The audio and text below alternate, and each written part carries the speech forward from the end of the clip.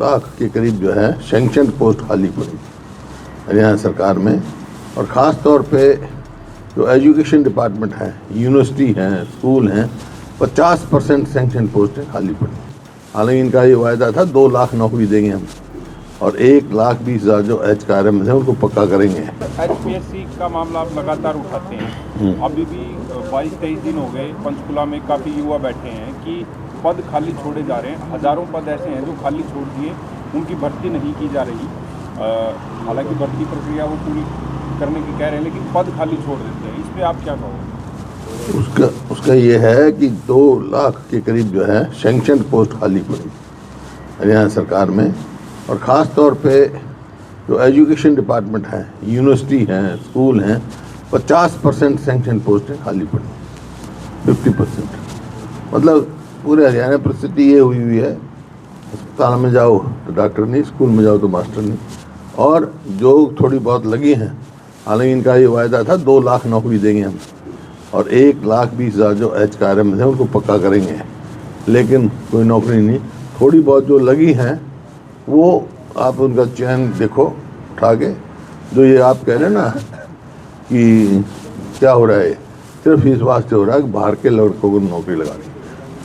अब मतलब जैसे एक बार SDO लगे 80 में से 78 बाहर के, इसी प्रकार से अब जो टीचर्स का सिलेक्शन हुआ 8% हरियाणा के असिस्टेंट प्रोफेसर, बाकी बाहर के। मेरे समझ में नहीं आता, हरियाणा के बच्चे तो कर जाते हैं, UPSC तो क्वालिफाई कर जाते हैं, HPSC में नहीं होते क्वालिफाई। इनको सीखना चाहिए राजस्थान से।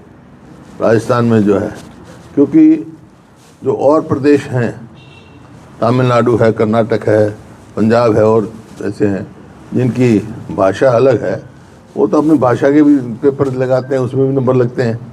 यहाँ तो हमारी हिंदी है, राजस्थान की भी हिंदी है, लेकिन राजस्थान ने ये कर रखा है कि एक क्वेश्चन पेपर जनरल नॉलेज का होगा, वो राजस्थान से कनेक्टेड होगा।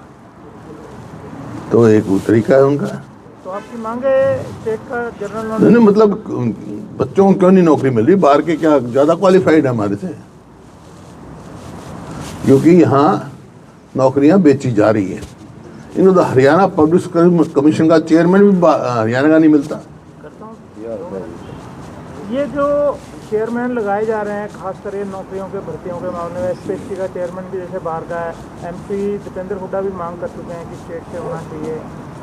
तो ये जो चयन होता है, ये आपको लगता है कि ये हरियाणा के लोगों का ही होना चाहिए?